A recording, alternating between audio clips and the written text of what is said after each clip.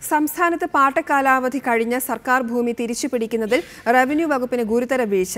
കാലാവധി കഴിഞ്ഞ 4 വർഷം മുതൽ 40 വർഷം വരെയായ 60,000 ഏക്കർ ഭൂമിയാണ് ഇപ്പോഴും സ്വകാര്യ വ്യക്തികളും സ്ഥാപനങ്ങളും കൈവശം വെച്ചിരിക്കുന്നത്. ഈ ഭൂമിയിൽ നിന്നും പാട്ടത്തുക ഇനത്തിൽ പിരിഞ്ഞു കിട്ടേണ്ട 100 കോടിയിലധികം രൂപയും കിട്ടാക്കനിയായി. 2014 വരെ പാട്ടക്കുടിശ്ശികയുള്ള വ്യക്തികളുടെ പട്ടിക റിപ്പോർട്ടറിന് ലഭിച്ചു. 3.5 ലക്ഷം ഭൂരഹിതരുള്ള സംസ്ഥാനത്ത് അവർക്ക് ഭൂമി കണ്ടെത്താൻ ഭൂമി കേരളം പദ്ധതിയും സംഭാവനയും ചോദിച്ചു നടക്കുന്ന മന്ത്രിയും ഉദ്യോഗസ്ഥരുമൊക്കെ ഈ പട്ടിക കാണാത്തതാണോ അതോ കണ്ടില്ലെന്ന് നടിക്കുകയാണോ എന്നറിയില്ല. 2014 വരെ സംസ്ഥാനത്ത് സർക്കാർ ഭൂമി പാട്ടത്തിന് നൽകിയതിൻ്റെ രേഖകളാണിത്. പാട്ടക്കാലാവധി അവസാനിച്ച് വർഷങ്ങൾ കഴിഞ്ഞിട്ടും തിരിച്ചുപിടിക്കാത്ത 60,000 ഏക്കർ ഭൂമിയാണ് ഇപ്പോഴും സ്വകാര്യ വ്യക്തികളും സ്ഥാപനങ്ങളും കൈവശം വെച്ചിരിക്കുന്നത്.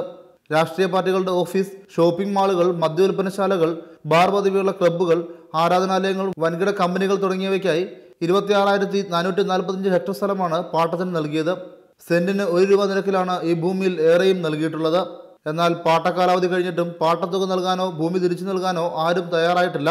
തിരുവനന്തപുരം ജില്ലയിൽ 208 ഹെക്ടർ പാട്ടഭൂമിയിൽ നിന്ന് 56 കോടി രൂപയും, കൊല്ലത്ത് 189 ഹെക്ടറിൽ നിന്ന് 60 ലക്ഷം രൂപയും, പത്തനംതിട്ട ജില്ലയിൽ 145 ഹെക്ടറിൽ നിന്നായി 66 ലക്ഷവും കിട്ടാനുണ്ട്. ഇത്രയധികം തുക കിട്ടാനുണ്ടായിട്ടും റവന്യൂ അധികൃതർ ഒരു നടപടിയും സ്വീകരിച്ചിട്ടില്ല. ഇതിനിടെ പാട്ടക്കാലാവധി കഴിഞ്ഞ ഭൂമി ചിലർ വലിയ തുകയ്ക്ക് വാടകയ്ക്ക് നൽകിയിട്ടുള്ളതായും സൂചനകളുണ്ട്.